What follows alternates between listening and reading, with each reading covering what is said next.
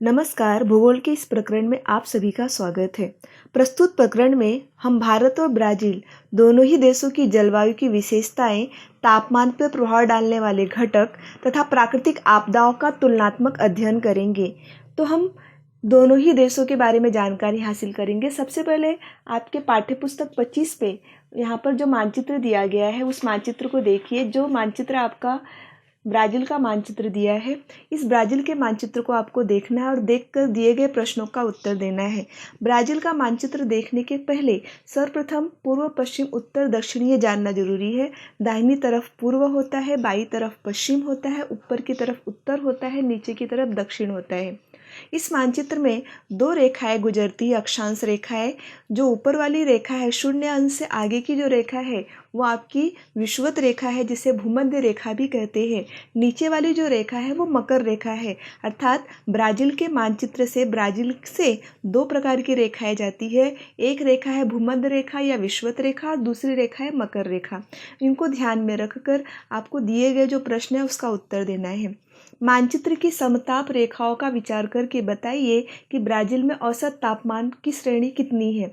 Brazil का अगर औसत तापमान देखा जाए तो सबसे कम जो है 18 से शुरुआत होती है।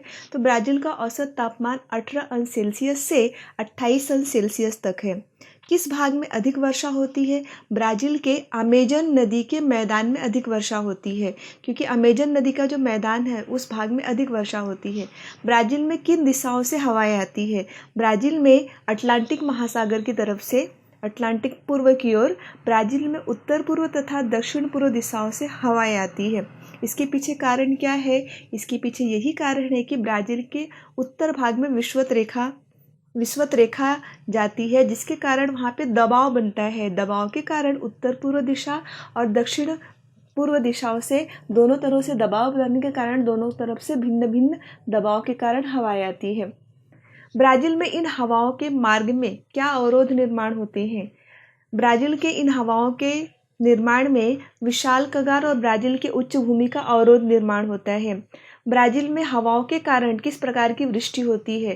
ब्राज़ील में हवाओं के कारण प्रतिरोधी प्रकार की वृष्टि होती है। ब्राज़ील का किस भाग का औसत तापमान कम है? ब्राज़ील का जो निचला भाग है, पेराग्वे और पराना, इन मैदानों का औसत तापमान कम है। जिस प्रकार से ये आपका जो आकृति दिखाई दी गई है उसमें भी यह दर्शाया गया है। ब्राज़ील में वृष्टि छाया का प्रदेश पहचानिए और वहाँ की जलवायु की स्थिति कैसी होगी। पहले तो ये जान लो कि वृष्टि छाया प्रदेश अर्थात ऐसा भाग जहाँ पे कम वर्षा होती है, जिसको हम एक तरह से रेगिस्तानी प्रदेश भी कहते हैं। तो ब्राज़ील में उत्तर पूर्व भाग जो है 0 मिलीमीटर से लेकर 5 मिलीमीटर का जो भाग है, यह जो भाग है ये आपका वृष्टि छाया प्रदेश का माना जाता है। और यहाँ का तापमान 23 अंश सेल्सियस से लेकर 28 अंश सेल्सियस के मध्य होता है। ब्राज़ील के किस भाग में औसत तापमान अधिक होता है? ज़्यादा तापमान ब्राज़ील के विषुवत रेखा के जो प्रदेश का भाग है, ऊपर वाला जो विषुवत रेखा है, अक्षांश रेखा 0 वाला, वहाँ पर तापमान अधिक है। अक्षांश का विचार करते हुए ब्राज़ील के किस प्रदेश में समशीतोष्ण जलवायु होती है? ब्राज़ील के समशीतोष्ण जलवायु नीचे की तरफ जो मकर रेखा है, मकर रेखा के दक्षिण तथा विशाल कगार की ओर ब्राज़ील में वहाँ पर जो समशीतोष्ण जलवायु पाई जाती है। तो इस प्रकार से हम ब्राज़ील के बारे में जानकारी हासिल कर रहे हैं। 0 से 5 उत्तर और दक्षिण के क्षेत्र में हवाओं की स्थिति कैसी होगी? इस आकृति के अंदर देख के मालूम पड़ रहा है कि 0 से जो 5 है, 0 से 5 और उत्तर दक्षिण में हवाएं उत्तर पूर्व दिशा से विषुवत रेखा की ओर और दक्षिण क्षेत्र से दक्षिण पूर्व विषुवत रेखा की ओर जाती है। इस मानचित्र को दर्शाने के लिए या बताने के लिए कौन सी पद्धति का प्रयोग किया गया है? इस मानचित्र को दर्शाने के लिए समघन पद्धति और क्षेत्रघन पद्धति, इन दो पद्धतियों का उपयोग किया गया है। अब इसके पहले हमने जो देखा वो ब्राज़ील का मानचित्र देखा। अब उस जैसे ही ब्राज़ील हमने मानचित्र देखा उसी प्रकार हम भारत का मानचित्र देखेंगे और उसका अध्ययन करेंगे। इस भारत के मानचित्र को देखकर आपको बताना है, इन प्रश्नों का उत्तर देना है। 4000 मिलीमीटर से अधिक वर्षा वाला प्रदेश कौन सा है? भारत को अगर ध्यान से देखा जाए तो यह जो बॉक्स बनाया गया है वहाँ पे वर्षा का औसत दिया गया है, उसके आधार पे आपको उत्तर देना है। तो 4000 मिलीमीटर से अधिक वर्षा वाला प्रदेश भारत का पश्चिमी तट जो अरब सागर से लगा हुआ भाग है वहाँ पर है।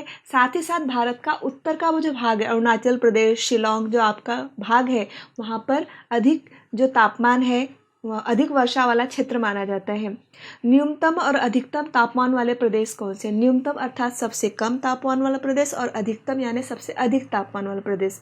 तो न्यूनतम तापमान वाला जो प्रदेश है हिमालय का पर्वतीय प्रदेश है, और अधिकतम तापमान वाला प्रदेश जो है वो भारत में थार का जो रेगिस्तान राजस्थान में है वह प्रदेश पाया जाता है। तापमान किस दिशा में बढ़ रहा है? अगर आप आकृति को देख रहे हो तो तापमान दक्षिण की दिशा की ओर बढ़ रहा है। दक्षिण दिशा की ओर तापमान बढ़ रहा है। हवाओं की दिशाएं बताइए और उनके नाम बताइए। हवाओं की जो दिशा है दक्षिण पश्चिम से, क्योंकि नीचे से हवा चल रही है, दक्षिण पश्चिम से उत्तर पूर्व तथा दक्षिण पश्चिमी मानसूनी हवाएं हैं। इस हवाओं का नाम है मानसूनी हवाएं। भारत में वर्षा हेतु कौन सी हवाएं उत्तरदायित्व होती है? वृष्टि का अर्थ होता है वर्षा।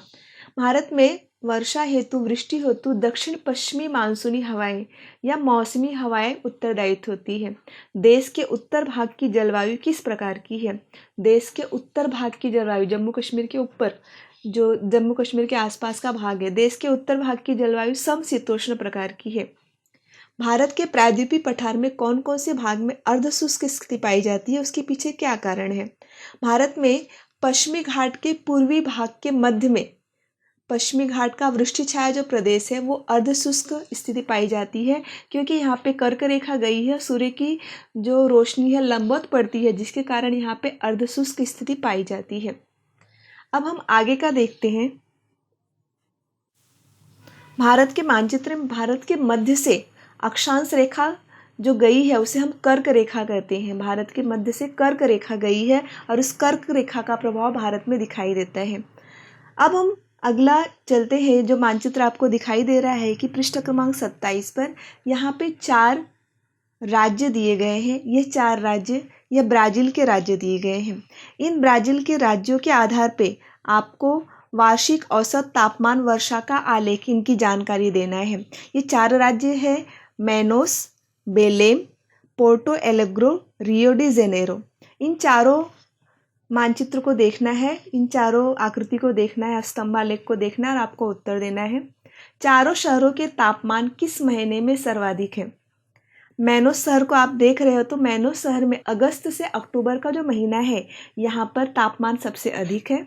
बेलेंग शहर का तापमान जून से दिसंबर महीने में सबसे अधिक है। पोर्टो एलेग्रो शहर का तापमान जनवरी तथा फरवरी महीने में अधिक है और रियो डी जेनेरो का तापमान फरवरी महीने में सर्वाधिक है। इस आकृति के द्वारा, स्तंभालेख के द्वारा आपको जानकारी मालूम पड़ रही है। दिए गए शहरों में अधिक वर्षा किस महीने में होती है? ये जो चारों शहर है उसमें अलग अलग समय में वर्षा होती है। मैनोस शहर में मार्च के महीने में वर्षा होती है, जो पहला मैनोस शहर है। बेलेंग शहर में मार्च के महीने में भी वर्षा होती है। पोर्टो, मैनोस और बेलेंग दोनों में ही मार्च के महीने में वर्षा होती है। पोर्टो एलेग्रो में अगस्त और सितंबर महीने में वर्षा होती है। रियो डी जेनेरो पर इस राज्य में दिसंबर और जनवरी तथा मार्च महीने में अधिक वर्षा होती है। इस प्रकार से यहाँ पे वर्षा का औसत बताए गए हैं। ब्राज़ील में वर्षा ऋतु की कालावधि क्या है? ब्राज़ील में वर्षा ऋतु की कालावधि सितंबर से नवंबर तथा मार्च से मई है। सितंबर से नवंबर कुछ राज्यों का है और कुछ राज्यों का मार्च से मई। इस समय में ब्राज़ील में वर्षा होती है। किस शहर का तापमान श्रेणी सर्वाधिक है और कितना है?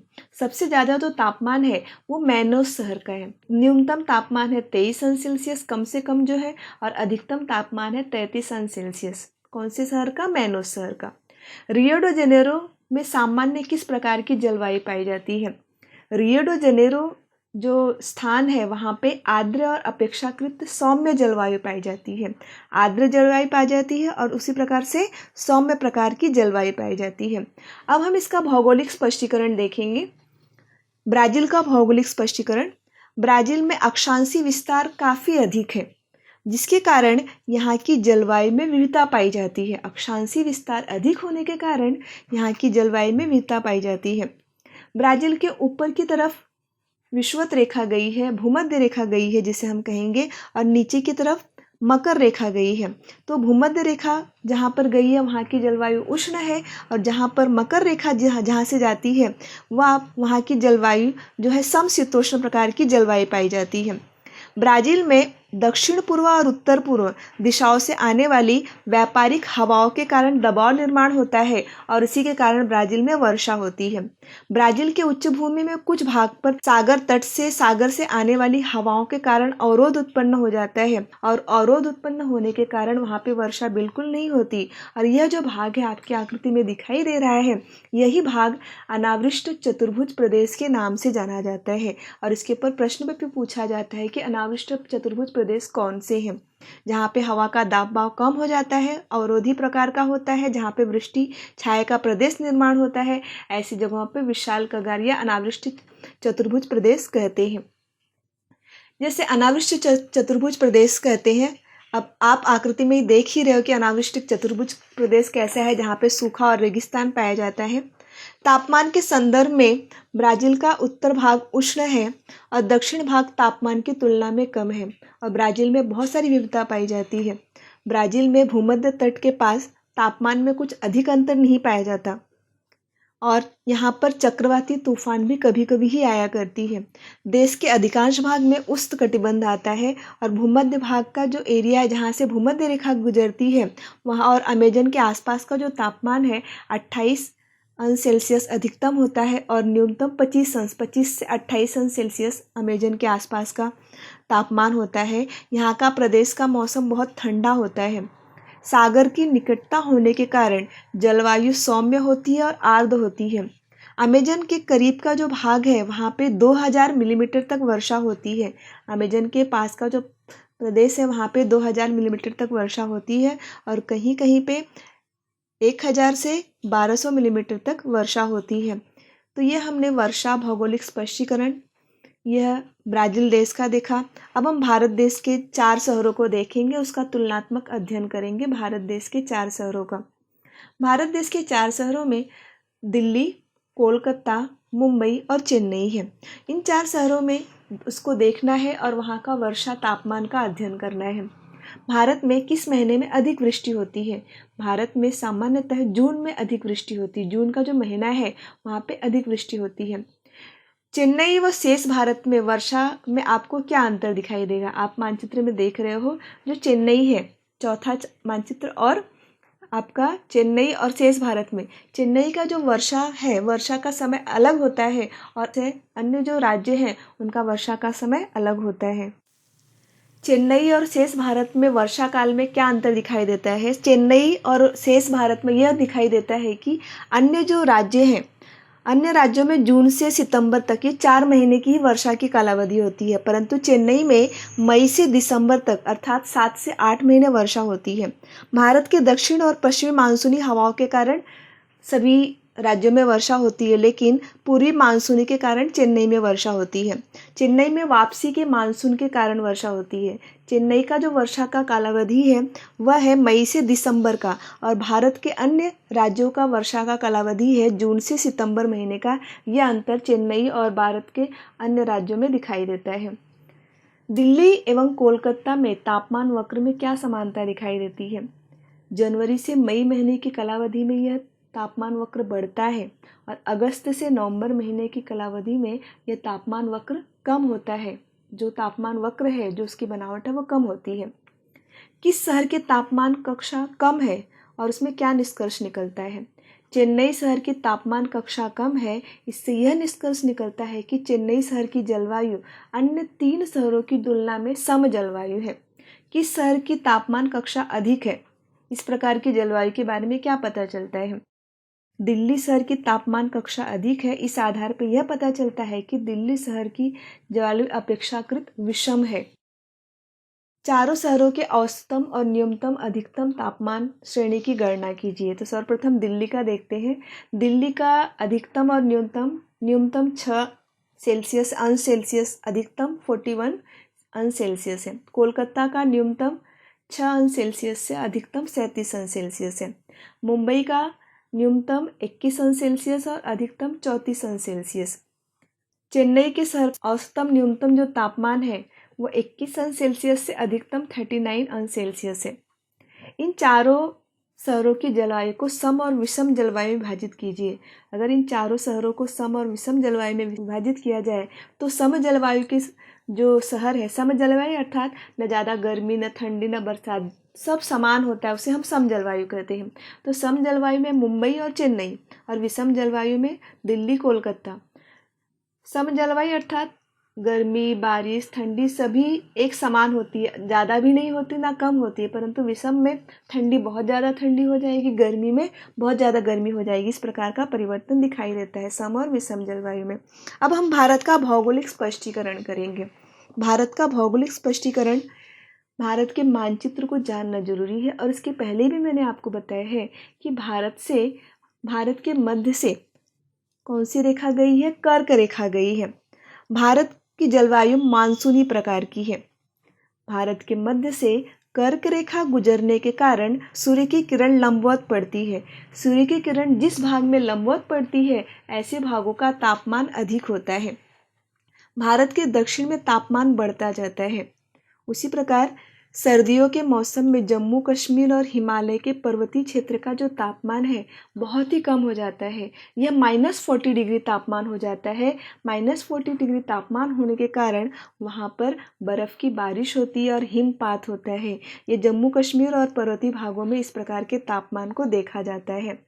और उसके अलावा भारतीय जलवायु की विविधता के मुख्य कारण अक्षांशीय स्थिति एवं समुद्र सतह की ऊंचाई है। हिंद महासागर एवं हिमालय पर्वत भारत का भारतीय हवामान और मानसून पर बहुत ही प्रभावित करते हैं। हम कह सकते हैं कि हिंद महासागर के कारण और हिमालय पर्वत के कारण भारत एक आबाद प्रांत बना हुआ है। हिमालय पर्वत उत्तर की ओर से आने वाली ठंडी और शीत हवाओं को रोक लेता है। साथ ही साथ दक्षिण पश्चिमी ओर से जो मौसमी हवाएं आती है, जो मानसूनी हवाएं आती है, उसे रोककर बारिश कराता है। उत्तर से आने वाली ठंडी हवाओं को रोकता है। साथ ही साथ यहाँ की मानसूनी हवाओं के कारण वर्षा होती है। पंजाब का मैदानी प्रदेश, राजस्थान के थार रेगिस्तान की उष्ण जलवायु के कारण ग्रीष्मकाल में दबाव का क्षेत्र निर्माण होता है। इसीलिए हिंद महासागर के अधिक दबाव के क्षेत्र के कारण मुख्य रूप से जो हवाएं बहने लगती है, और इन हवाओं के कारण भारत में वाष्पयुक्त हवाएं होती है और वर्षा होती है। ये हवाएं पूर्वी घाटों और पश्चिमी घाटों पर अवरोध के कारण तटीय प्रदेशों में अधिक वर्षा करती है। जो समुद्र के तटीय प्रदेश हैं, उन प्रदेशों में अधिक वर्षा करती है। ये हवाएं अरावली पर्वत की श्रेणी के समांतर बहती है। राजस्थान में केवल एक ही पर्वत है जो कि अरावली पर्वत है, और वो भी अरावली पर्वत मानसूनी हवाओं की दिशाओं में है, जिसके कारण अरावली पर्वत किसी भी मानसूनी हवाओं को रोक नहीं पाता है। इसलिए गुजरात, राजस्थान में कम वर्षा होती है। ये हवाएं आगे हिमालय की ओर बढ़ती है, उसमें वाष्प धारण की शक्ति बढ़ती है। हिमालय की प्राकृतिक दीवार के कारण पुनः अवरोध उत्पन्न हो जाता है। हिमालय एक प्रकार का दीवार का काम करता है, मानसूनी हवाओं को रोकने का काम करता है, और मानसूनी हवाएं पुनः लौट आती है। जब मानसूनी हवाएं पुनः लौटती है, तो यह लौटते समय जब बारिश कराती है, जिसे हम मानसूनी हवा जब वापस लौटकर जो बारिश करती है उसे वापसी का मानसून कहते हैं। कुल मिलाकर भारत की जलवायु वर्ष भर उष्ण प्रकार की होती है। सामान्यतः भारत के मध्य से कर्क रेखा गुजरती है, जिसके कारण भारत को उष्ण कटिबंधीय प्रदेशों में गिना जाता है। यह प्रश्न भी पूछा जाता है कि उसे क्यों उष्ण कटिबंधीय प्रदेश में गिना जाता है और भारत के मध्य से कौन सी रेखा गुजरती है। यहाँ पर भारत में अनियमित वर्षा होती है, कभी कभार सूखा का सामना करना पड़ता है, बिल्कुल पानी नहीं मिलता, चक्रवात, समुद्र में तूफान आ जाते हैं और बाढ़ अक्सर आते हैं। इन प्राकृतिक आपदाओं का सामना भारत को बार बार करना पड़ता है। भारतीय मौसम विभाग के अनुसार 4 ऋतुएं पाई जाती है: ग्रीष्म ऋतु, वर्षा ऋतु, वापसी का मानसून और सर्दियों का मानसून। इस प्रकार से हमने भारत के प्राकृतिक और भौगोलिक जानकारी हासिल की। तो यह पाठ आपको अच्छे से समझ में आया होगा। आप सभी को इस वीडियो देखने के लिए धन्यवाद।